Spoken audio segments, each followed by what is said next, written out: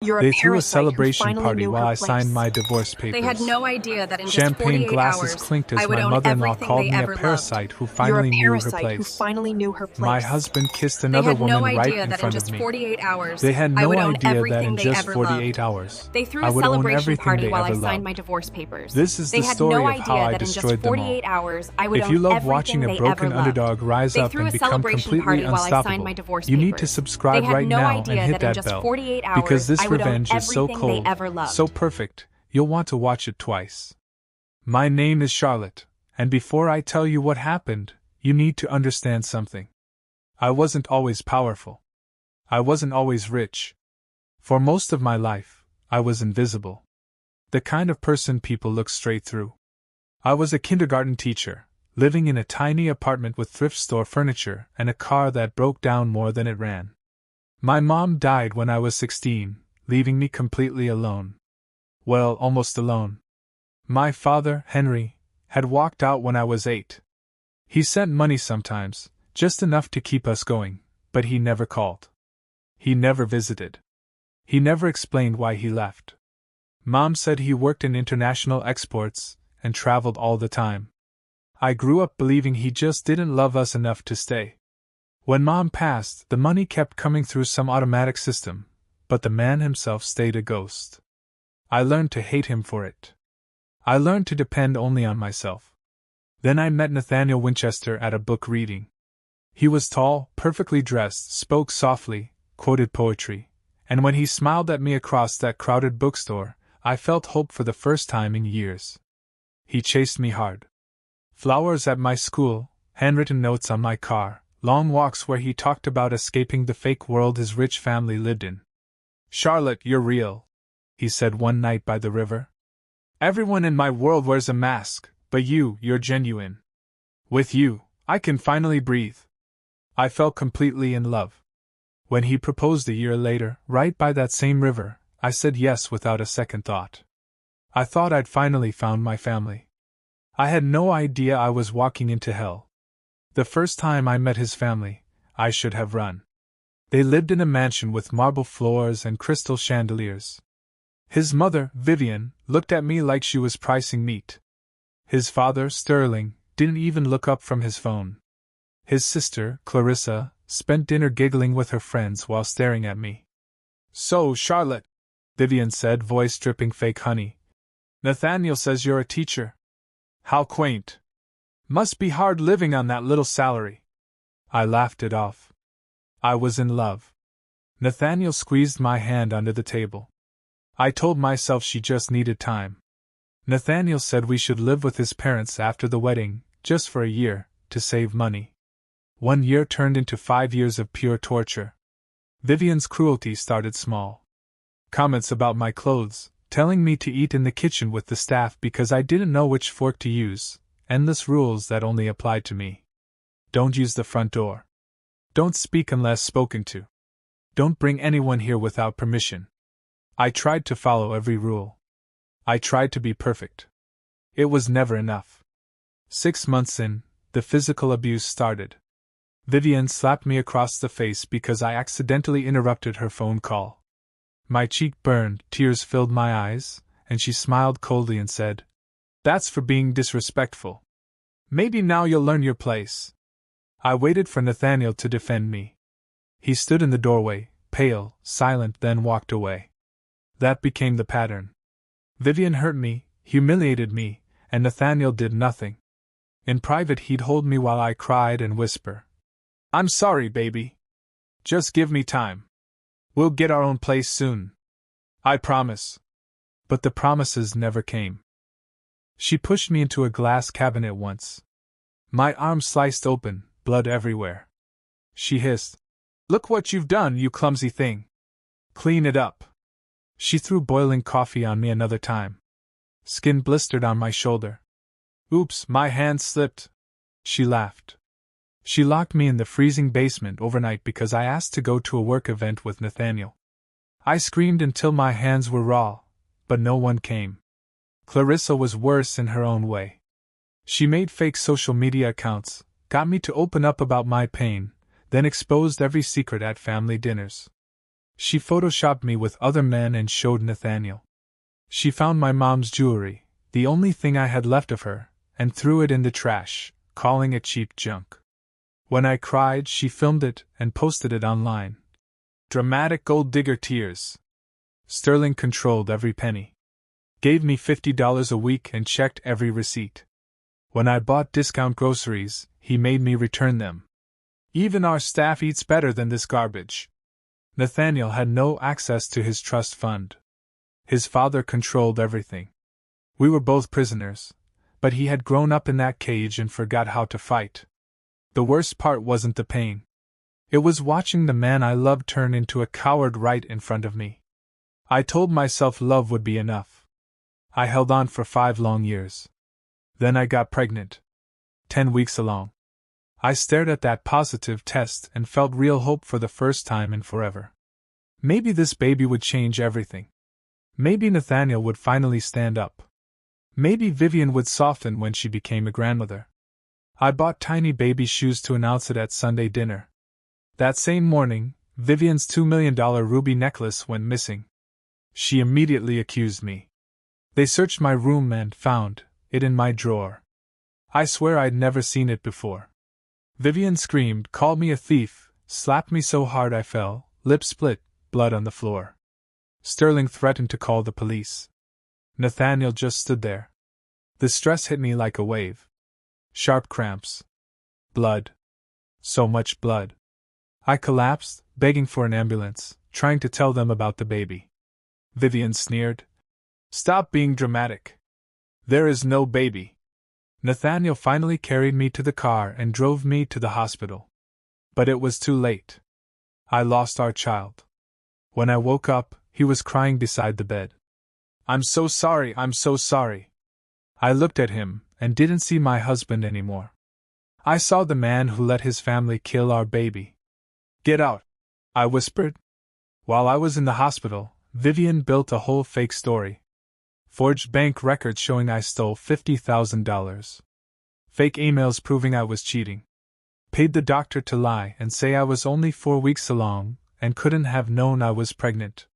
When I came home, Nathaniel confronted me with all the proof. You married me for money, he said, voice shaking. I begged him to listen. He wouldn't. I want a divorce. I thought we'd sign papers quietly in a lawyer's office.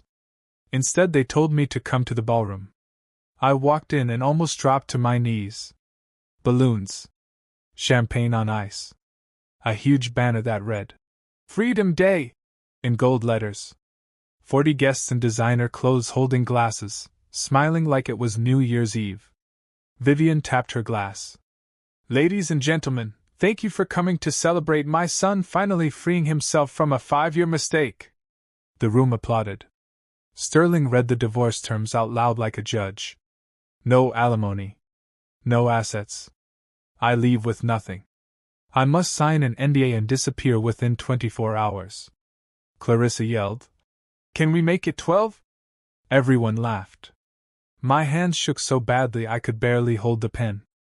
I looked at Nathaniel one last time. Do you really believe I'm what they say? He couldn't even look at me. I signed. The second I finished, Vivian popped champagne. Foam everywhere. She's gone! She screamed. Guests cheered. Clarissa filmed me crying, posted it instantly. Watching a gold digger finally get what she deserves. Vivian leaned in and whispered, You were nothing when you came here, nothing now, and you'll die nothing. No one will ever love you. You're broken, used, worthless. Then louder. Security, escort this trash out and make sure she doesn't steal the silverware. 2 guards dragged me through the door. My things were thrown after me in black trash bags. As they pulled me out, Melissa, Nathaniel's ex, walked in wearing a couture dress. She kissed him right in front of me while everyone cheered. I collapsed on the front steps and cried until I was empty. I checked into a $30 a night motel with stained carpet and a broken heater. The video of my humiliation had millions of views. Cruel comments everywhere. I had no friends left. Vivian had isolated me for years. $400 in my account. No future. I stared at a bottle of pills and thought how easy it would be to end it all. At 2 a.m. my phone rang. Unknown international number. Miss Charlotte Morgan? This is Lawrence Foster, attorney in Geneva. I'm calling about your father, Henry Donovan. He passed away 4 weeks ago. I felt nothing. Okay. Wait. He left you his entire estate. I laughed bitterly. Let me guess, debt? No, Miss Morgan. Your father was Henry Donovan, founder of Donovan Global Industries. You are the sole heir to $75 billion. The room spun. Lawrence flew in the next day with boxes of documents and one handwritten letter from my dad. I read it with tears running down my face. My dearest Charlotte, if you're reading this, I'm gone. I'm sorry I never told you the truth. I wasn't a salesman. I built one of the biggest companies on earth. I left to keep you and your mom safe from my enemies.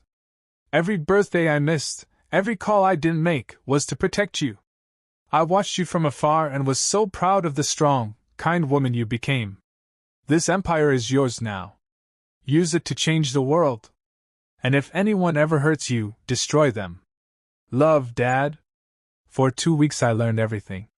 I met boards of directors, signed papers, hired the best lawyers, investigators, PR teams on the planet. Then I turned them loose on the Winchesters. What they found was gold. Clarissa on video planting the necklace. Vivian paying the doctor. Sterling committing massive tax fraud. Their whole fortune was smoke and mirrors, and I quietly bought every piece by piece through shell companies. 8 months later, when they were drowning, a company called Phoenix Collective offered to buy them out for $300 million. One condition: the whole family had to attend the board meeting in person. They thought they'd won the lottery. The day of the meeting I wore a white diamonds my father left me, hair perfect. I looked in the mirror and didn't recognize the broken woman anymore. The Winchesters walked into the presidential suite looking smug. 60 people waited, lawyers, journalists, rivals. Sterling started his speech about family legacy. Then I walked in. Silence. Vivian went white. Clarissa gasped. Nathaniel stood up, confused and pale.